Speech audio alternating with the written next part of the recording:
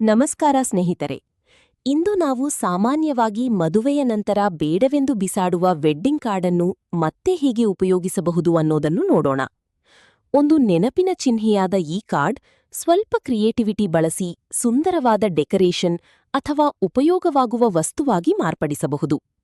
ಹಳೆಯ wedding card ತೆಗೆದುಕೊಂಡು ಅದನ್ನು ನಿಮಗೂ ಇಷ್ಟವಾದ ಆಕಾರದಲ್ಲಿ ಕಟ್ ಮಾಡಿ. ಬಣ್ಣದ ಪೇಪರ್, ಸ್ಟೋನ್ ಅಥವಾ ಸಣ್ಣ ಡಿಸೈನ್ ಬಳಸಿ ಅದನ್ನು ಇನ್ನೂ ಆಕರ್ಷಕವಾಗಿಸಿ.